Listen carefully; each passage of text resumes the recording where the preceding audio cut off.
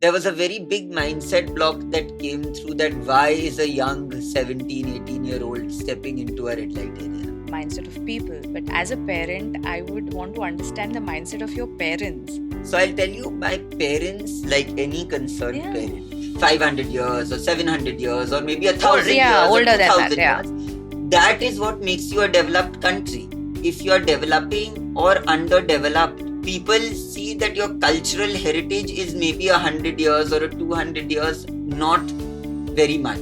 And today, now, along with education, the initiatives of Ek Packet Umeed are now primarily around reviving culture, Yeah. and especially in the younger generation, to make them aware of the rich art and cultural heritage that we have, and carrying forward the vibe of art in general.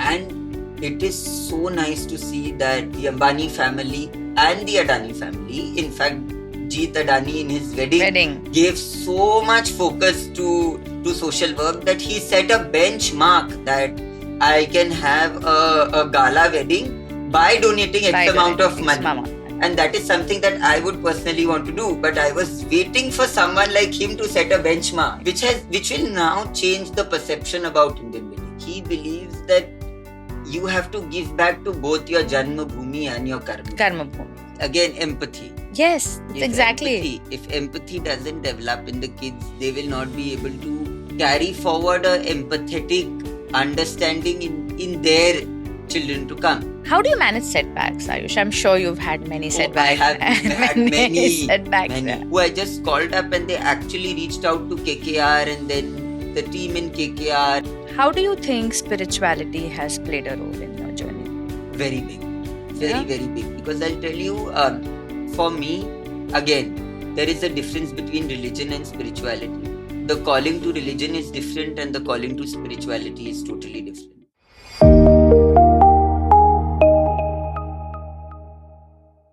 In this episode, we'll explore how following your passion with a never give up attitude can shape your identity, and how empathy alongside hard work is a crucial skill to learn for today's youth.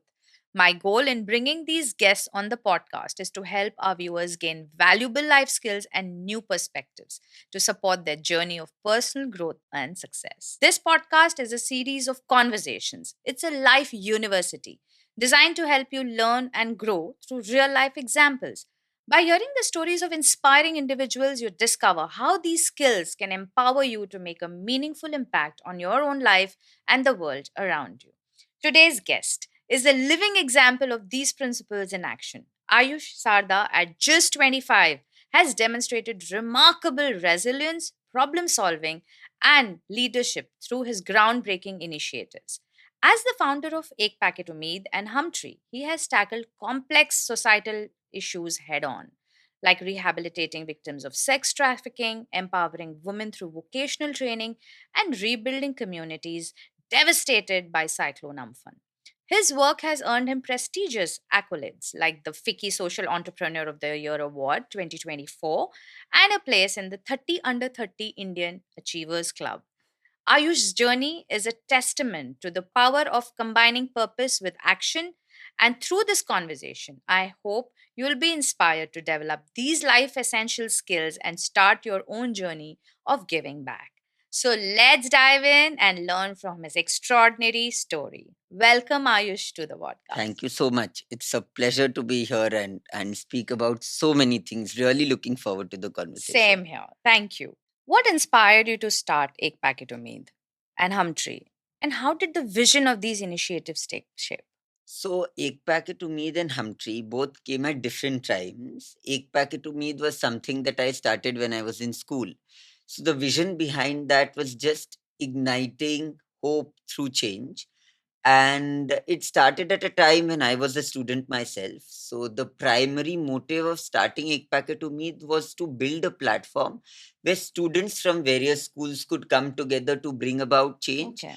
Without involvement of funds at that point in time, because we were all looking to do some small activity at that point in time.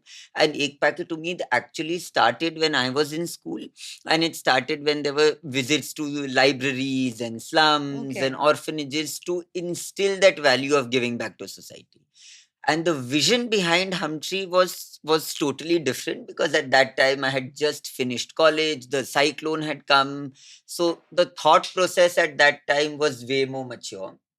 So the concept behind Humtree was to set up a sustainable community, because I feel that the only way of getting someone out of poverty is by making them earn money. Yeah. So when the cyclone had come, we realized that most of the people who were in the Sundarbans were actually their parents, both the parents, the women were either maids, migrant workers, and the fathers were also the dihadi workers. But both of them had some inclination towards agriculture since they were from Sundarbans. So we got 150 families together to promote and get the concept of organic honey building back. And that's how we created a sustainable community. And today we've been covered by almost all the newspapers in the country. And they've showed our example of how we've escalated the family income of these 150 families from about 5 to 6,000 rupees to about 13,000 rupees, where we've set up a model where both the parents are now involved in agriculture, and they are being able to fund their child's education in our school that we've made in the Sundarbans. So it's a full community model that we've created around Humphrey. That's commendable, Ayush, at such a young age. Really commendable.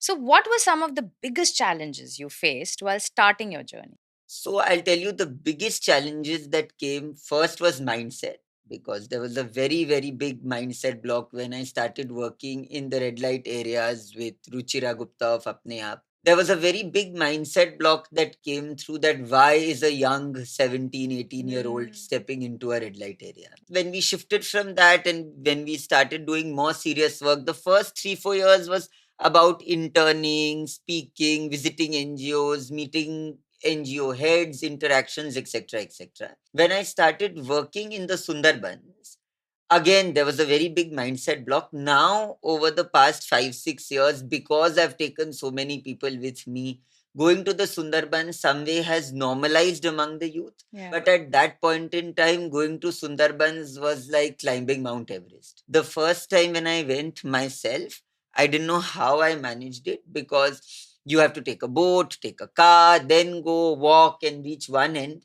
And what motivated me the most at that point in time was that, have I actually reached a spot like this to make sure that the impact that we are creating is actually reaching the last person in line? So that was something that was definitely very challenging. The second part that was extremely, extremely challenging was that working in the city is a totally different ball game. Absolutely. And working in a rural village is again a different ball game. The villages that we work in are about 6 hours away from Calcutta, and making sure that a basic necessity reaches that community is very difficult. It's not like your car just goes and drops something off and comes back to you. Yeah. It has to be a planned day. It has to be planned in a way that you make sure that whatever effort you're putting in reaches the person in one shot. If you miss anything, you've missed it for the month, because it's just that one shot that you get to make sure that things reach from there, because the entire transportation line has to be set. You have to make sure that people in the villages on those days are present, because they are all involved in some sort of work. And Yeah. if they miss a day of work, you don't know whether they are coming back to home you with or not. food Yes. for their families, because whatever they earn on a daily basis. So Okay. when we are working in a community like that, we have to make sure that all the initiatives that we planned are planned in a way that they impact the community and we become a part of the community. Till the community doesn't accept us, it is very, very difficult to work in one of the most interior villages in the Sundarbans. So you're talking of mindset. I understand the mindset of people, but as a parent, I would want to understand the mindset of your parents. So I'll tell you, my parents, like any concerned Yeah. parent, were, I don't know, they were not very sure about the kind of work that I was doing in the very beginning, because I'll tell you, with age, when initiatives started evolving, their mindset also started evolving. Yeah. Because the first time when we did the first event where we called about 500 kids to Krishna Nivas, a day in paradise, that's how Ek Packet Umeed started, which was I like have a winter attended that carnival. event. It was beautiful. Which was like a winter carnival. Yes. So that went on for 2 years. And then the third year, they were like, what crap are you doing now? Collecting old clothes and this and that and that and this. With age, their mindset actually motivated me to take the next leap. Because every 2 years, they would come back to me and say, what the hell are you doing? I mean, you have to edge up your game a little bit. So every 2 years, I realized with me maturing, their mindset was also maturing, but they kept on pushing me to do more and more and more. But at the same time, making sure that that more is within limits. Because I had to take care of everything around me, my business, my work, etc., etc. Education, family, you were parents, too education, young. Lot of things were there on stake. Yeah. So in that stipulated time, which was the initiative which could bring about maximum impact, was something that their mindset brought about. Because so many things used to play on my mind, and they used to say, you cannot do everything. Choose which is the best, give your heart to it, and make sure that that initiative is a success. And keeping that formula in mind, you'll see Ek Packet to me does not do a lot of events all throughout the year. They do one or two big events which create an impact, and then the next year, the next 8 months or 10 months, we are collectively working as a team to make sure that whoever is connected to us, donors, corporates, agencies, organizations, make sure that they get their value by associating with us. So, how much credit would you give your parents? I would give them utmost credit. You because would? all of them have played a different role. There have been days when I used to scream at them, and I used to tell them, I said, you don't understand the value of your son. And every time they used to come and tell me, this can be done by someone else. This is what you have to do. So that hierarchy that they set is still there. And till today, it makes me realize that this job is what is meant for me, and the rest of the others can be done by any other one, any other person in my team or anyone else in my organization. Because if that didn't come in from now, I would constantly be stuck with the donkey work. The logical thinking to plan an initiative would never happen, because I would constantly be stuck in that loop that I have to do everything. This is a problem that is delegation there in people's minds today. They feel that they have to do everything. But that delegation bit came from them. And my father is still my biggest critique. Even if I get an award, he's like, "Theek hai, but make sure that the next one is better, or the next initiative that they do is a better one, level higher than what you've done, more impactful, more genuine." So they are always there, standing as my biggest pillars of support. And I truly believe that if your parents are standing with you, you don't have the fear, you don't have the fear of being alone. You have a support system at home. So I'm so glad your parents did this, because you're making such a difference. And especially during COVID, you won't believe we had planned this food initiative during COVID, and my factory had become possibly the biggest storehouse of food during COVID. We gave about 30,000 kgs of ration. And the moment this news spread, I had corporates like ITC who used to send trucks. They used to just give a call saying, one truck of this is going to your factory. And then Young Indians had come on board. So many other organizations had come on board, and it turned out to be one of the biggest food drives in Eastern India. Yeah. And at that time, I didn't realize where to store so many things. And my dad said, just use the factory. And here, not only are my parents to be credited, but also my entire factory staff, because their job across those 3 months was to make sure that they were like stockists. This much has come in, then one of the NGOs used to send their trucks or cars in, X amount of stuff used to be loaded into their car, and it used to be sent. And we send out ration to more than 120 NGOs in a span of 45 days. So that time, sitting at home and managing everything, number one. Number two, they allowed me to move out. I moved out. I visited every super specialty hospital at that point in time to make sure that all the super specialty hospitals had oxygen cylinders, PPE kits, masks, and a hell lot of other things. We had collaborated with Heritage School, and we had started this program where we had got oxygen cylinders put into school buses. And we had converted them into an oxygen van. Wow. And those were actually mini ambulances that were for patients in waiting who wanted oxygen outside hospitals. So we monitored that entire program. So at that point in time, they allowed me to do everything, but they at the same time made sure that I didn't get COVID. So they haven't really said, like, I will not let you step out. Because as a parent, I think your first instinct is being protective and, letting you out, going to the red light areas, letting you go to Sundarbans and doing all of it since the age of 17, 18. Hats off to your parents, really. So, your focus on education, building schools, and starting the mobile van project, like you mentioned, is transformative. What role do you think education plays in breaking the cycle of poverty? We are yet to realize this, but in the cities, we are all fourth or fifth generation learners. Yes. Which has helped us develop our intellect in a way that we can apply whatever we've learned. The basic problem in the Sundarbans or any rural community that we take into play today in the country is that in most places we are still working with first generation learners. Now, with first generation learners, they have no one to look up to or have a conversation about building their mind and intellect. Yes. So they are stuck to that limited exposure that they have, that their parents have given them. And now when we are stepping our foot with first generation learners, sending them to Olympiads and sending them to various competitions that we are putting them into, we are seeing that there's a very strong building of the mind and intellect and application. So whatever they've learned, they are now being able to apply it in the best way possible. And I feel that is one very, very important way of getting children out from the cycle of poverty.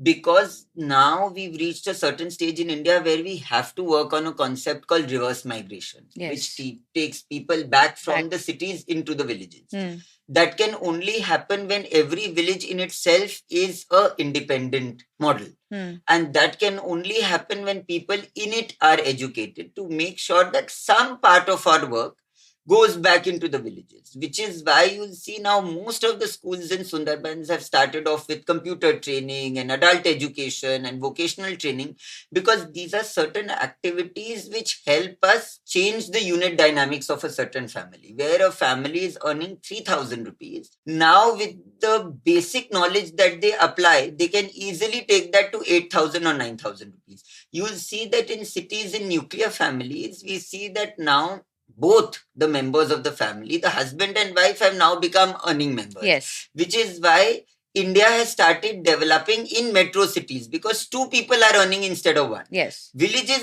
were at a backward because only one person was earning in a family of five. Grandparents, mother, three children. Now what is happening is, with this application coming into play, and we've now created a separate small earning for women where they are taking agriculture as a play to stay back into the villages and make money. We are now seeing that in a family of 6, 5 people are earning money. Husband, 3 children, and the mother. Now, whether it's a girl or boy, we've stopped differentiating it.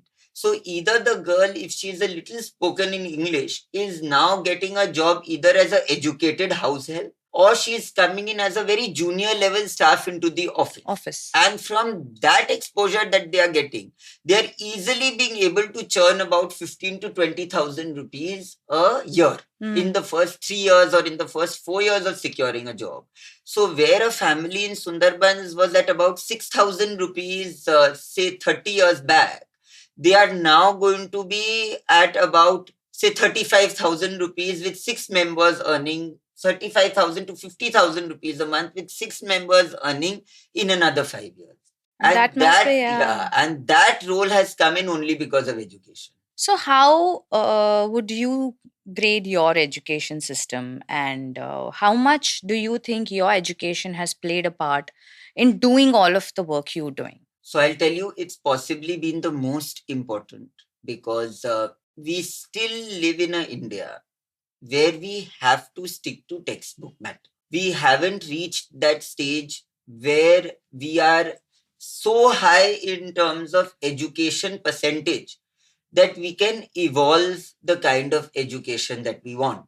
Forget a RPGIS. Again, that is an example that we've taken where we've seen that community interacts at a certain level, which is in comparison with any other developed nation in the country. Absolutely. If I were to break down to a school in Sundarbans, if I don't come down to textbook knowledge for the children, the entire education system crumbles. Because for them, there is no basis to look up to. They are the ones who are understanding what A for apple means. Yeah. And their parents are also understanding what A for apple means. Yes. So behind that one generation being educated, there is a certain development which is happening in 3 generations. And now the mothers have also come into that generation itself, where they are also learning what A for apple means along with the child. Which is why most organizations in the country, in rural areas, you'll see have started doing adult education classes. Yeah. Because both mother and son, both father and son are learning together. For that, we have to stick to the fundamentals of education, which is very, very important at this point in time. 3 generations down the line, I can come and tell you, okay, fine, now I've reached a certain point in Sundarbans where I can have a smart board and I can write on a smart board and I can teach a child. Yeah. But at this point, the connection with paper and chalk is very, very important. Very important. So when you stepped into this world and when, you were too young, you didn't even finish college, what is the one thing that you thought that hope school could have taught me this or college could have taught me this? I'll tell you something. The only thing that possibly could be taught is to be a little more empathetic, a little more mindset that makes you challenge your own work. That is missing in today's youth, especially in Calcutta, that fiery nature to step out and do something. Absolutely, I truly agree with you. Different. Yes. And doing something different, it is very, very important that doing something different does not mean it being calculated in terms of money. Because our mindset to be empathetic individuals, somewhere or the other, has shifted into making money. Everything has become materialistic. Everything has become materialistic, and I can speak for myself and I can speak for possibly all the people that I know in my generation. Each of us are so lucky that we have enough money to feed 7 generations in our coming family. Yeah. I'm not saying don't work. I come from an industrialist family. I am working till about 6 o'clock. My father does not let me even think about social work till 6 o'clock. But I still feel that people who have so much are lacking empathy. And that empathetic part is missing. It's missing in schools. It's missing in colleges, because the thing now is that empathizing towards someone is now represented in the form of a letter. Yeah. Because I get so many calls from parents saying that I want my child to do some social work, but you see he's in class 12 at this point in time. It's better you give him a letter now. So the child has lost empathy. Yeah. Even in colleges, social work is now equivalent to a letter. Yeah. So if that empathetic part is not added into our lives today, our next generation will forget. You'll have to see, when I heard this very famous Pandit in Banaras, there is a very viral video on Instagram which says that 4 युगों के बाद अब चौथे युग में खाली दान ही बचा है जिसके ऊपर the world is functioning. Yeah. If that दान also goes away, then Kalyug is also finished. Yeah. Because सतयुग में झूठ बोलना, सब झूठ बोलने लग गए तो सतयुग चला गया. उसके बाद द्वापर आया, उसमें सब ऋषि मुनि वापस शहरों में आ गए. All of that happened, and now the 4th yug is dependent only on daya. Daya, dan, dharam. Daya is the last one that is standing. If that empathy today is lost in kids, then I don't know how will we handhold and take the country forward. So I think we are losing everything that our parents, grandparents, generations, I think our forefathers have taught us. I'll tell you a disconnect. And Ratna Pathak Shah, in one of her interviews about Indian heritage, she very beautifully put it that I'm ready to spend so much amount of money, X amount of money that an artisan asks me, because I want my generation to feel connected with the culture that our forefathers, parents, grandparents have carried forward. And today I feel somewhere on or the other, we are killing our own culture. Yeah. And I'll take the example of a Banarsi sari or a Patan Patola dupatta. You have a original one and you have a machine made one. Yep. And people are now inclining towards the machine made one, which is slowly your India in itself is killing its own culture. Yeah. And that is a very, very, we are in a very dire cultural situation at this point in time because our existence is dependent on our rich culture. Yes. And any leader, any leading nation today has a cultural heritage which goes back 500 years or 700 years or maybe 1,000 years or 2,000 years. That is what makes you a developed country. If you are developing or underdeveloped, people see that your cultural heritage is maybe 100 years or 200 years, not very much. And today, now, along with education, the initiatives of Ek Packet Umeed are now primarily around reviving culture, and especially in the younger generation to make them aware of the rich art and cultural heritage that we have and carrying forward the vibe of art in general. And it is so nice to see that the Ambani family and the Adani family, in fact, Jeet Adani in his wedding gave so much focus to social work that he set a benchmark that I can have a gala wedding by donating X amount of money. And that is something that I would personally want to do. But I was waiting for someone like him to set a benchmark, which will now change the perception about Indian weddings. And truly, I feel people will now get into this bandwagon of returning of giving back to society. And I think, because you are young and, you are, I think, a symbol of youth. You can bring about this change. You can, because youth of today listen to their own peers. That's what it's working, peer pressure or peer learning. So I really feel that you're doing a great job, Ayush, and I'm so glad. I'm again telling you, as a parent, I'm so glad you are there to guide our children towards their roots. So I was telling my daughter yesterday only, I said, if we leave our roots, you're not going to get any fruits. So if you want to get anything in life, you first have to be rooted in your generation, rooted in your culture.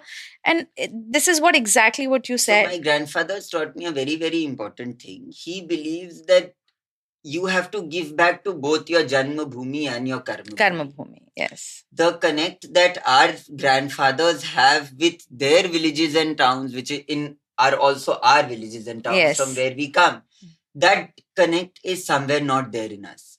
Which is why when I realized that my family is already giving back to their Janma Bhumi, giving back to our Karma Bhumi was somewhere missing, which is why Sundarbans came into play, because Bengal, Sundarbans is the closest. And not that Sundarbans, there are so many small villages in Bengal that need support today, that if each of us keep only a certain percentage of what we earn aside, with the only intent of giving back to our Janma Bhumi, Karma Bhumi, it whatsoever it may be, you will realize that we'll be able to bring about collective change. It's not about the money. Even if any young person today gives out 11,000 rupees, just 5,100 and just 5,100, the thought of getting into the habit and inculcating this thought in ourselves is something which is needed today. Yeah. And my grandfather used to make me do a very important activity. He used to keep a gullak in my room and he used to make me put 1 rupee coin into it, inculcating the concept of Prabhat Daan. And I've always seen my grandmother. In fact, I've always heard from so many people that the biggest daan that you can do was Shram Daan, and my grandmother used to tell me this. And the biggest living example of this was Mrs. B.K. Birla. Every day, every single day, 365 days of the year, she used to make 200 rotis by herself till the last day she was Really? I didn't know this. And outside Birla Park, there used to be 150 people waiting in line, and she used to give it out herself, because it is always believed that the biggest daan that you can do is Shram Daan. And what my grandfather made me do was Prabhat Daan. Get up in the morning and donate a coin. And whatever was collected at the end of the month, 300, 400. That time I was possibly in class 3 or 4. Doesn't matter. It's it was not the about thought. the money. Yeah, it was not It's about again the money. about the thought. Thought. So these activities today are required to imbibe in the children the basic concept of giving back. And I feel pained when I say this, that we are the only community possibly in the world, the Rajasthani Marwari community, that our generation does not know Marwari. You go to any community in the world, Gujaratis, look at Punjabis, look at them speak. 5 generations of the family are speaking together in Gujarati. And here, one generation is speaking in Marwari, the other generation is speaking in Hindi, and the third generation is speaking in English. Hindi and English. Yes. They can't even continue in Hindi. That's a very, very saddening thing. And I feel there should be Marwari classes that should be started to make us, if we can spend so much of time on learning Spanish and French and all the other languages in the world, then I think we can take out some time to learn Marwari also. So exactly, we are going back to, sticking to our roots and reviving our culture. And I think only the youth of today can do this, because we are one generation before, we've done it all. And now you all are moving towards the future. You all are the future. So you're setting a great example, Ayush. And I think we are lucky as a generation, because we are now seeing that transition. You're seeing the transition, exactly, in the country. Yes. And I'll tell you, it's a golden time for us. Especially, it's been a golden time for me. Yeah. Because I got onto the bandwagon at the right time. Yeah. For now, in today's time, if you don't get onto the bandwagon at the right time, you will miss the train. Yeah. India is going ahead at such a pace that anything that you cling on to, in terms of business, in terms of any passion project, if you're very, very passionate about it, you can take it to greater heights, because there are lot of people in today, and thankful to your generation that their mindset has changed. Yeah. Our parents were not this open-minded 15 years back. No, not at all. My dad was not open-minded when I was talking about textile, because he still feels that textile art is a gender, it's meant for a certain gender. Today, with art and culture being promoted at such a global level, everyone is looking at it with respectful eye. Yes. So I feel these 15, 20 years is make or break. And I know people still have that think that reviving art and culture is meant for the top 5% of the country. And if you come only from a very big industrialist background, do people talk about reviving art and culture? But it's not. It's not. Most of the people today who are working for revival of art and culture, I have seen most of these artisans come from the last 5% of Indian society. Yeah. They are struggling to make ends meet. And if we handhold them at this point in time, we'll be able to turn tables for society as a whole.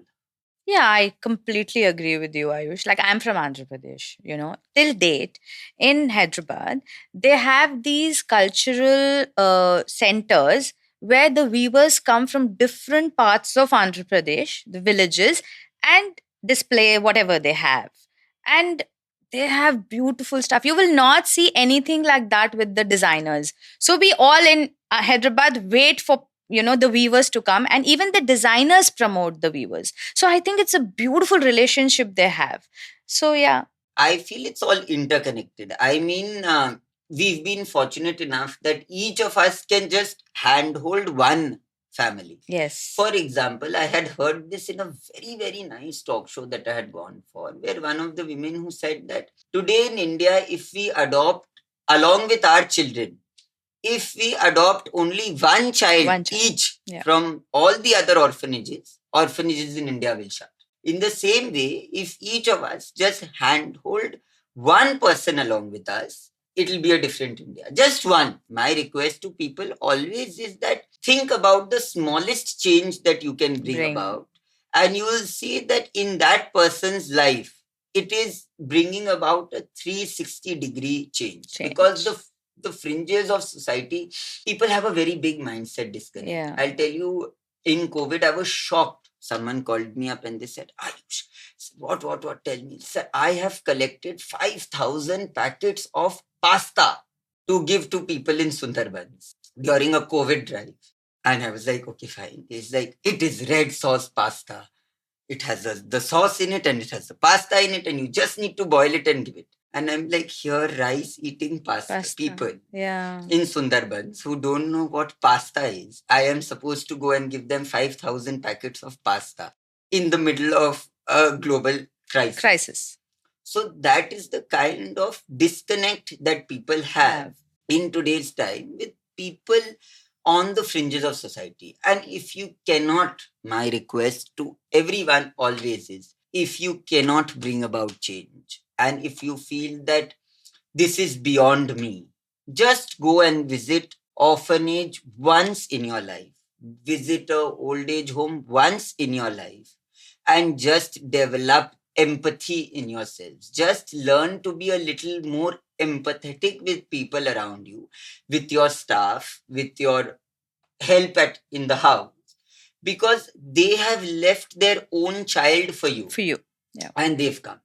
I have learned empathy and respect because my parents always taught me, because this was always ye leke aao, ye karo, wo karo.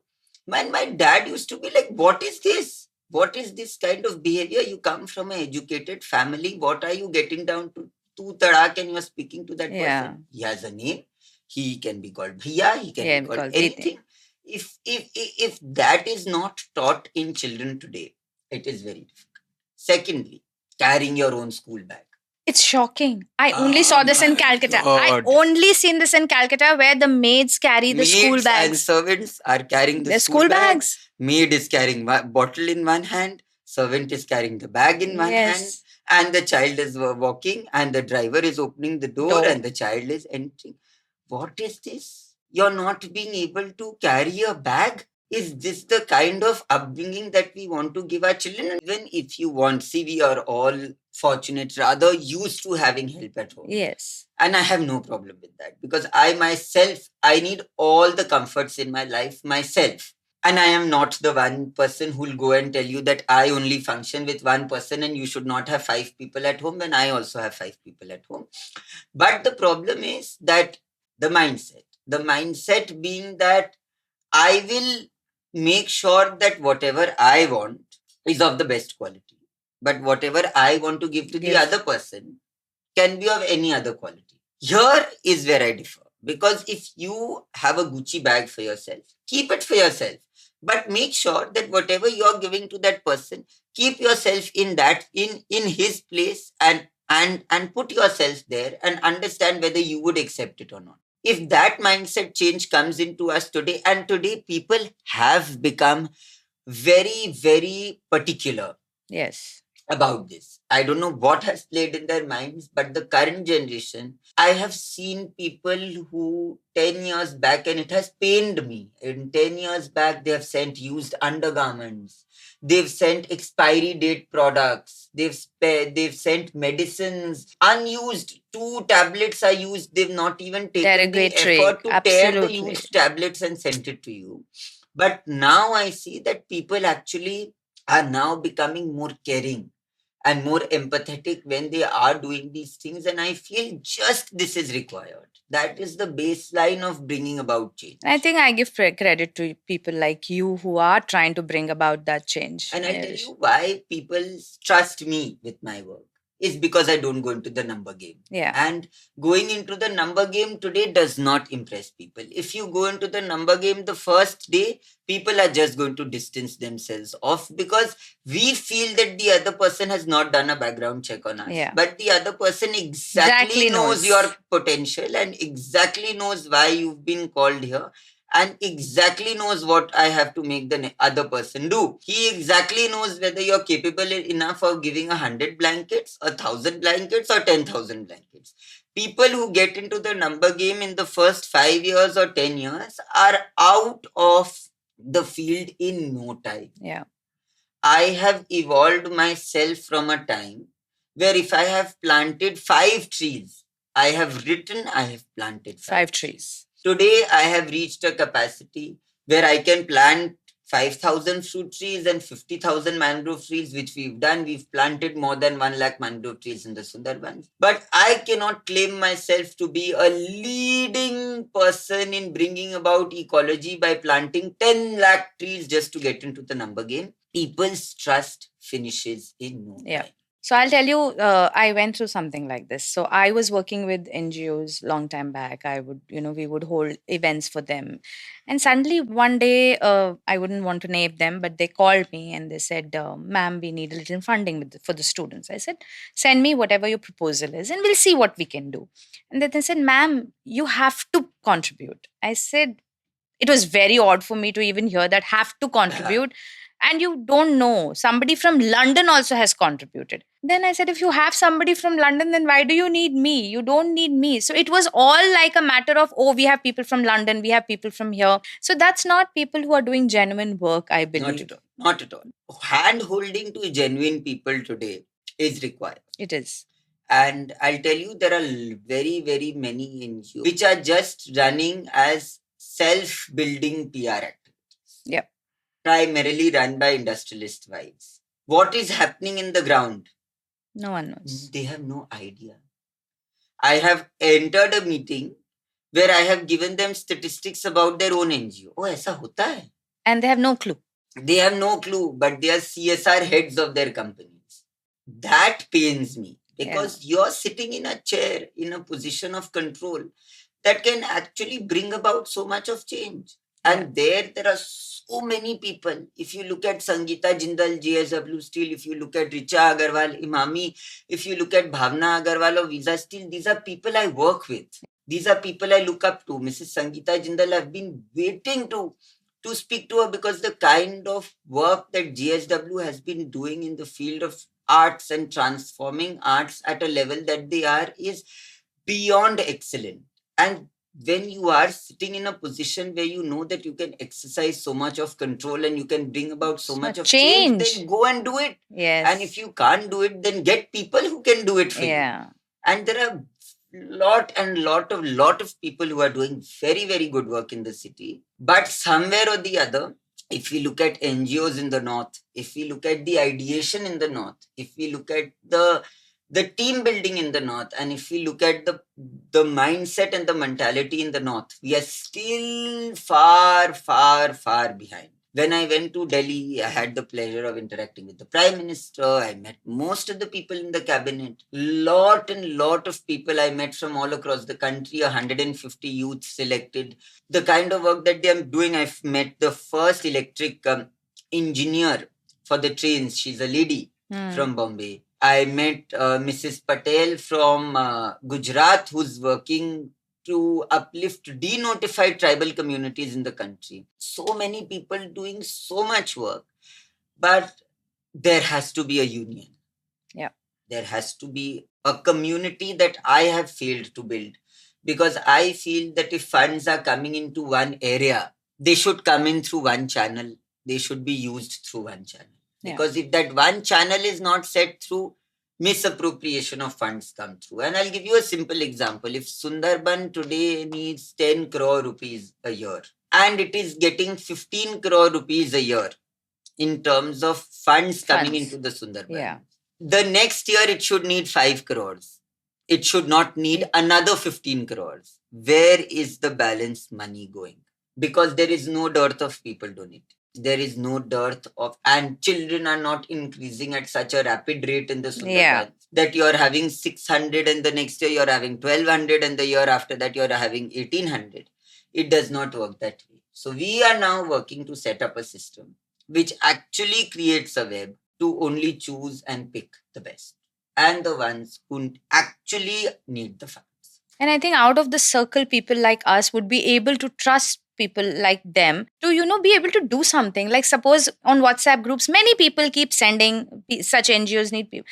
People generally tend to skip the messages or just omit as if they feel that the money is not going to the right place. And then I have had so many people who come up to me because they feel, I'll tell you, अब एक ऐसा concept भी हो गया कि लोगों को ना शर्म आने लगी. Because the thing is that NGOs today have gone into such a big number game that today, if you're looking at committing 5,100 rupees to someone, the NGOs make you feel as if your contribution is meaningless. Why people approach me for the smallest of funds is because I accept, even today, if you give me 501 rupees, even if you give me 101 rupees, I have someone in line who's waiting to receive that 101.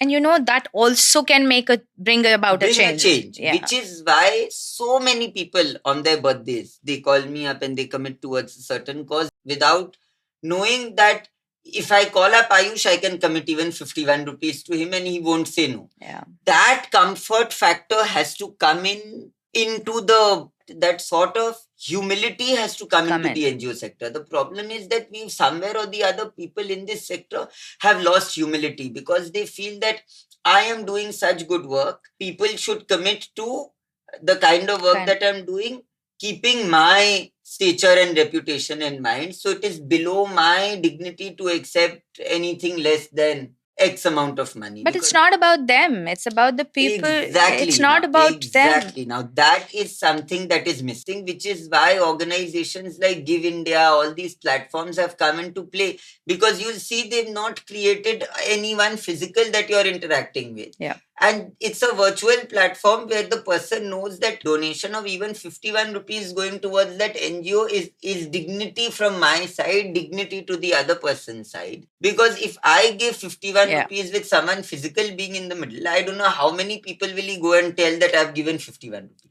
Which is why these organizations have developed. And today I feel that if that physical touch is missing, again, empathy in people is missing. Because they should see where the 51 rupees is even being utilized. They can 10 other people to give 51 rupees towards that cause. But today I've just made a donation to Give India to satisfy my own ego. And satisfy and feel good factor and get a feel good factor in me that I have donated 100 rupees. Yeah. But that connect, who am I giving to? I don't know. Okay, I've given it to an NGO. I've seen a 3-minute video. I've got impressed and I've given it. Next month, I've again looked at a 3-minute video. I've got impressed and I've given it. But what about the connect? If that connect is missing, that net impact of 51 rupees, which could possibly become 51,000 over the next 10 years, is lost in the entire process. So like I was telling you, Ayush, when we were young, my brother and I, we would take blankets in winters and distribute it, go personally, my parents and we would go personally to distribute it to the, people sleeping on the pavements outside the cancer hospitals.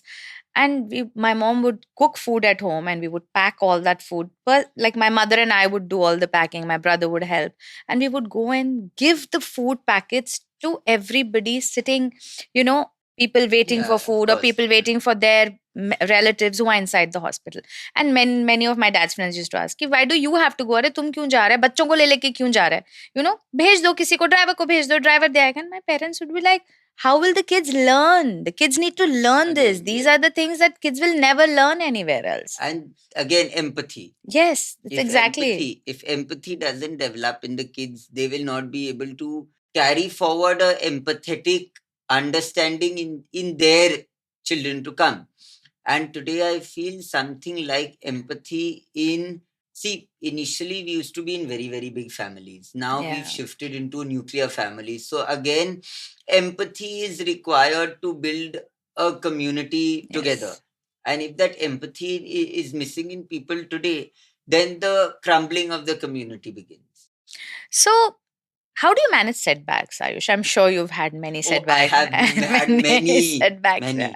So, everyone thinks that all your projects have been absolutely smooth and they've got completed on time. Could not have been possible. It has not been possible. In fact, the first incident was a very funny one. Okay, I started in school, and incident made me learn how important it is to follow institutional hierarchy. So I made a message on my WhatsApp group and I sent it on all the school groups. La Martiniere for boys and the Nature Club of La Martiniere come together, and I rolled out the message. My principal got the message the first day. Didn't say anything. The only reason being it was something good that the school's name was used for. Sab jagah, Instagram, Facebook, everywhere the message went by. WhatsApp groups. Street children were walking in with bags of things that we were collecting for the Nepal earthquake. Everything happened. everything was put into one room, and the school was ecstatic that we've collected God knows how many 100 kgs of things. And suddenly I get the peon comes in and says, "Principal sir aapko bula rahe." And I went outside, and his secretary said, "Here's your suspension letter." Me and my friend who were with me, and he said, "Here's your suspension letter." And I was in tears and tears. I said, "What have I done?" He said, "You've broken the rules of the school. You've used the name of the school without speaking to the principal." I said, "Sir, I did it because the urgency of the situation was keeping that in mind. Because by the time you would have responded to it, it would have been 7 more days, etc., etc." Called me, and I saw my parents were sitting there, and the other friends' parents were sitting on the other side, and all the other teachers, all the headmasters and all of that, everyone was sitting there. And then he's like, "Your son has broken a rule in the school. To make him understand, did I create a fake suspension letter? Because if he's doing so much of good work, he has to realize that hierarchy has to be maintained, people have to be taken into the loop, and we appreciate the kind of work that he does. But it is very important to follow rules." And then after that, he called up the Nepal consulate, trucks came, everything was loaded onto a flight, sent to Nepal, all of that. And then 6 months later, I was given the His Holiness the Dalai Lama's Prize for Excellence in Human Values by Lamartine. Setbacks, every setback made me learn something. Every setback made me learn whether the project that I'm putting my mind into is worth the effort or not. So many times I've realized that the person that I am working with is not respecting the kind of work that I do.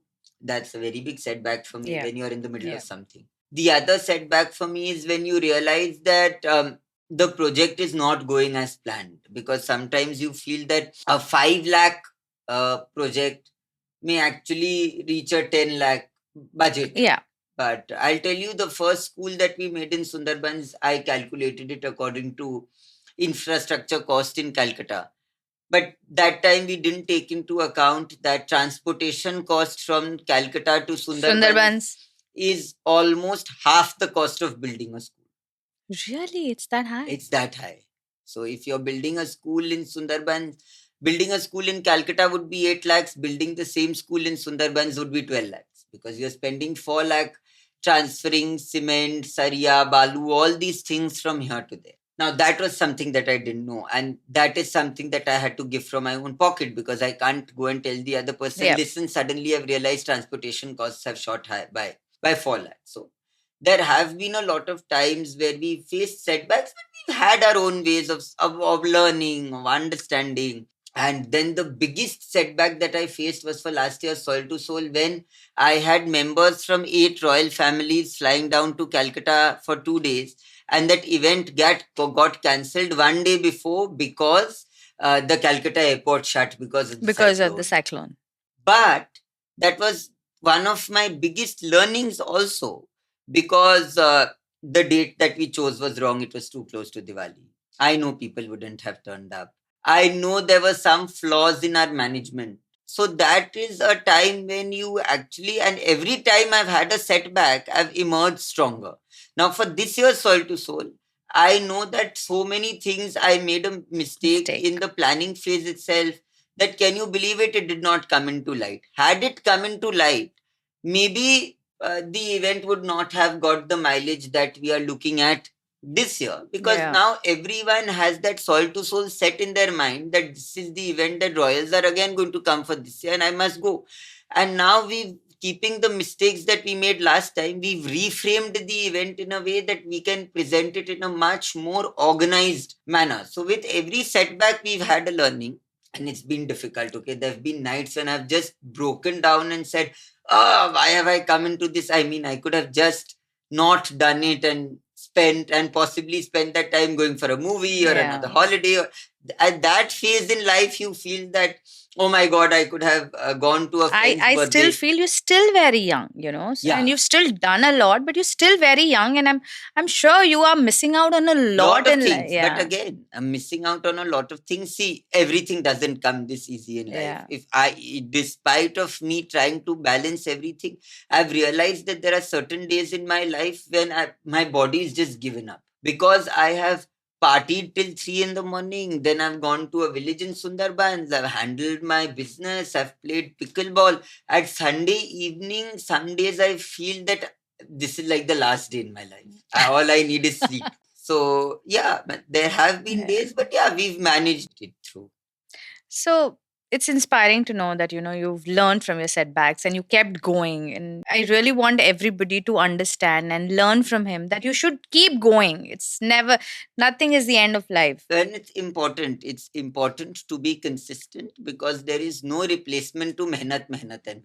Yes, hard work is absolutely It is hard work. just That's the it. bottom line. There is Yeah. nothing added to it. There is nothing removed from it. If you are hardworking, you will make your way through. If you feel that things are going to come to me easy, they may come for a short period of time, but they are not going to be long. They are not going to be there constantly with you. And I feel today it is very, very important to appreciate people who have been with you right from the very beginning. Yes, absolutely. There are some people who forget this concept, and they feel that people have forgotten them with time. If you've not forgotten that person, and somewhere or the other you don't appreciate the effort that that person has put in, the person remembers you, but they will also not acknowledge the effort that you and them have collectively put in. And what happens is, why I've seen my initiatives grow, because somewhere or the other I try to give that person who stood with me from the very first day the minimal respect that they demand. Maybe if I meet them at a party, I have a 5-minute conversation with them, reminiscing old thoughts, and not just walking through and skipping the person who's standing next to me. If that kind of a bond is maintained, you will see that your initiatives grow in size of impact, magnitude, and respect. Yeah. And if that is not there, then you will always feel that my impact base is just 50, because every year I'm cutting another 50, getting new 50, and my initiatives are not growing in size. So, Ayush, I always wanted to ask you, I've seen your journey. So, every time things don't go the way you've planned, what is the first thing that comes to your mind? Call up. Call up whom? Call up my advisors. There are so many of them.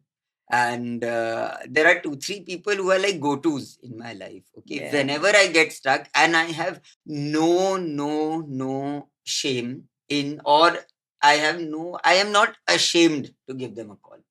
I just pick up and I say, listen, this is the problem that I am stuck in, and not my parents. Outside, because I feel people outside the family who've been working with you from the very beginning understand that situation more than your parents, because they've been disconnected.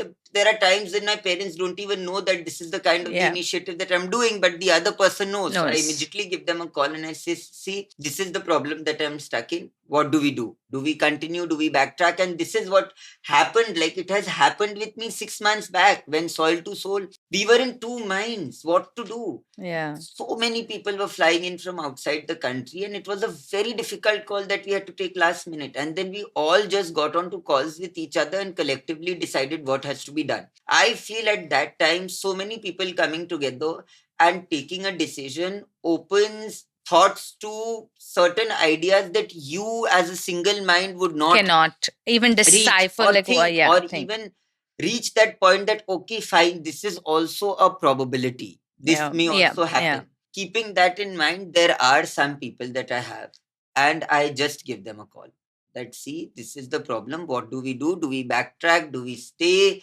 Do we continue? Do we apologize? Do we move back? What do we do? So you have a very strong support system. I have a very strong. I am privileged enough to have a very strong support system, because even I'll tell you, IPL cricket match which we had organized for about 800 children, we had taken them to see the IPL match, and then the company that was sponsoring, I had committed to them on my behalf that we'll put your logo. When I entered the stadium to take permission from the CAB chair, he said, there are anti-marketing laws, because IPL teams which are sponsored by certain brands can only use their logo. you cannot put their sponsors logo on logos, the t-shirt, yes, because you're not sponsoring. There were so many people that I called, because at that point in time I realized whether I should take the children for the match, whether I should not take them for the match, whether the company who's supporting a good cause will actually fall into a problem. Yeah. And they'll have anti-defamation a suit on them, which could be in crores because of me. And then because of the support system that I had, there were some people who I just called up, and they actually reached out to KKR, and then the team in KKR, and all of that. And then they sent us they told us, okay, fine, this is what you can do and this is what you cannot do. So there have been times, but I feel that if you're on the wrong path, the earlier you realize, the better. And you have that sixth sense in you that, okay, fine, this is going wrong. Some people tend to ignore it, and some people tend to own up to it. If you own up to it, a solution will come. If you constantly tend to ignore it, today, if I could have ignored it, what if those 900 children wearing the company t-shirt would be outside the stadium?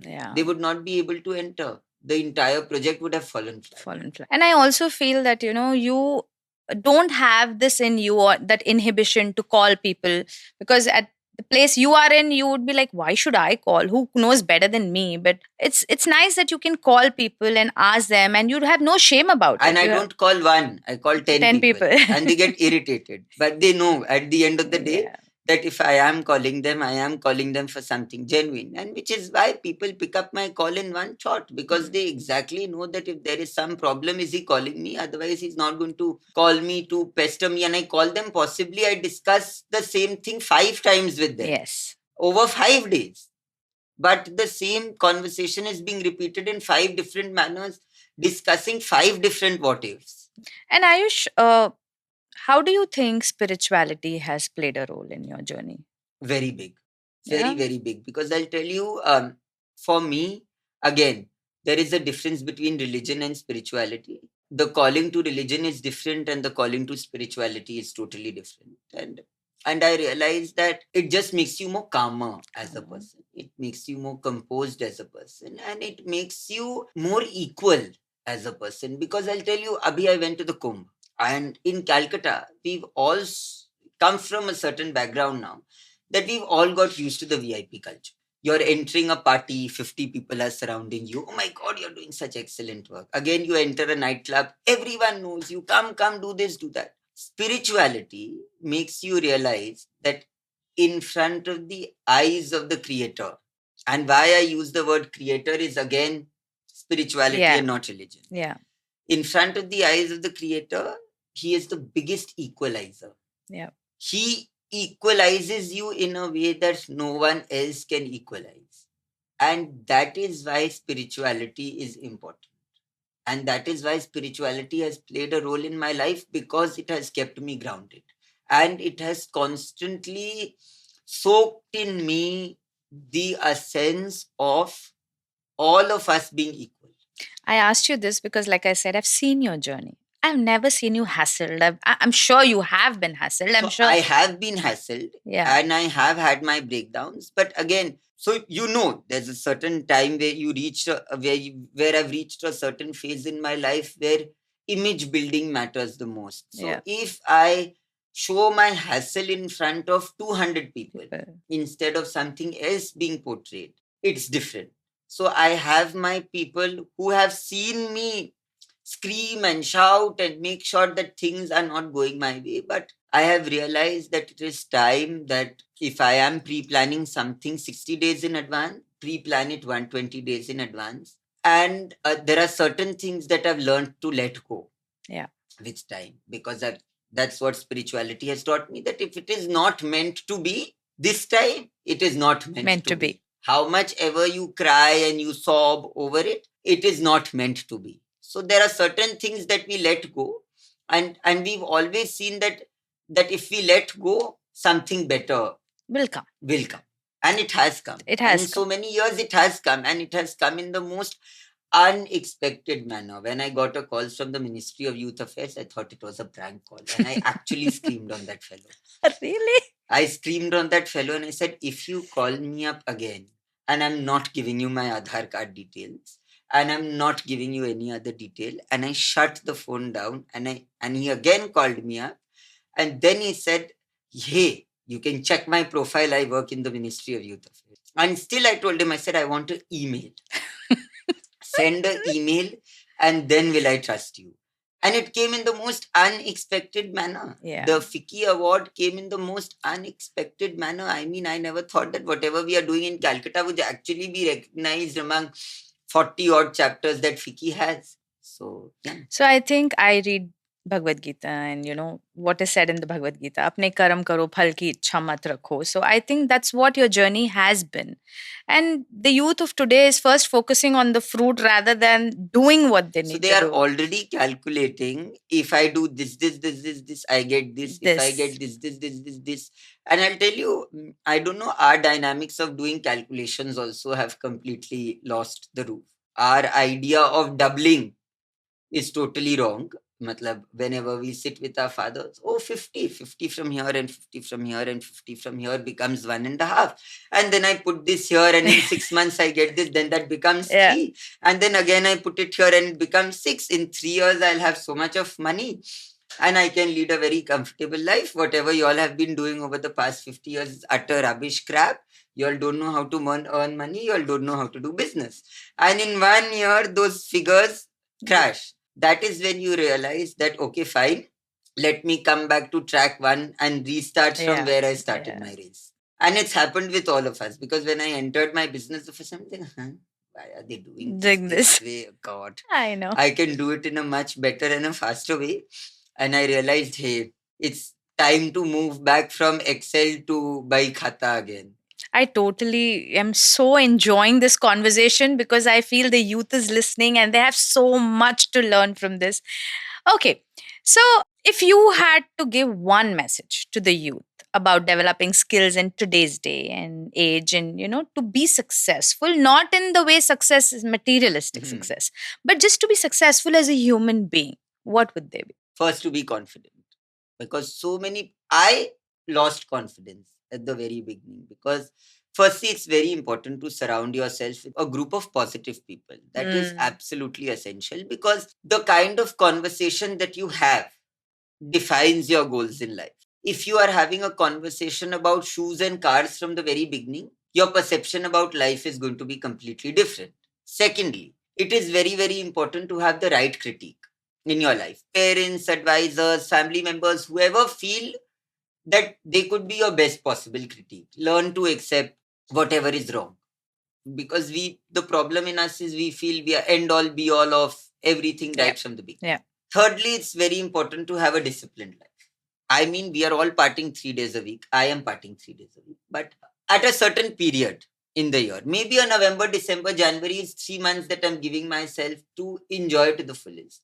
And the rest of the year, I'm dedicated to a very disciplined lifestyle. These are things which are very basic. Going to the gym, playing a sport, keeping yourself busy in the right way. Because I've seen that people are not keeping themselves busy in the right way these days, which is why you're not motivated about life as a whole. If you're keeping your schedule filled with some positive things that you're doing in the entire day, you will possibly be energetic and not lethargic. Number one. So these are the 3 things that I feel that you can do all throughout the day, just to have a positive mindset towards life. After that, identify your passion. It could be anything. It could be an idea as absurd. I have seen people, look at Sneha Singhi. She's converted her passion into something which has gone so big. Brilliant. Look at Dolly Jain. She's converted her passion into people I know who've disrespected Dolly in a way that they've possibly not disrespected, and then those are the people now who are standing next to her and like, Dolly ji, ek photo. And those are absurd passions that people are following. And till you don't follow, I'll tell you, 6 years ago, I have called up people who've cut the call on my face. I have invited them for an event. Hello, cut the call. 6 years forward. And now they've all come around. Ayush, let me know when you're doing your next event. Now, that has only come in because passion. And it is very, very important to follow your passion. It could be anything, but you're following it for your own self. And once people see that you're doing it for your own self, they'll automatically know that you can do it for others. And somewhere or the other, I feel that is somewhere missing, because now our generation is moving on to a trend rather than a passion. every year I see people's passions are changing because the trend is changing. That should not be there, because passion can never change with trend. It can never change with trend. And some I mean, I've seen this. Someone is playing badminton, then suddenly they've shifted to pickleball, then suddenly they've seen Ranbir Kapoor play paddle, so they've shifted to paddle, and then they come and tell us, oh my god, I still enjoy playing pickleball so much. Are if you enjoy playing pickleball so much, then who's asking you to play paddle? Play pickleball. But that trend and that Peer pressure. and that race to stay relevant. Yes. But you can still stay relevant, and you will always be relevant, and you will always be able to create an identity of your own only if you are following your passion wholeheartedly. Till you don't follow that, if you follow a trend, I always believe it is best to be a trend setter rather than a trend follower. And I always look at that opportunity to set a trend. So, and in you are, in every term of the way, you are just doing that, Ayush. And it's, I feel youth like you, people like you, can bring about the change in different ways. Like, suppose you are following your passion, but you are even inhibiting, many things in yourself that people can learn from. So it was great, Ayush, and I'm so glad that we had so much to speak about. We shared so much, and I hope you enjoyed as much as I did. Thank you so much for the conversation. I thank you so much. Thank you, Ayush, for your time, and I hope you enjoyed being here as much as we did. I'm sure our viewers were inspired by your journey, and we hope to see more change makers like you in the future. So, viewers, please subscribe to the channel for more such inspiring and informative podcasts and hit the bell icon for updates.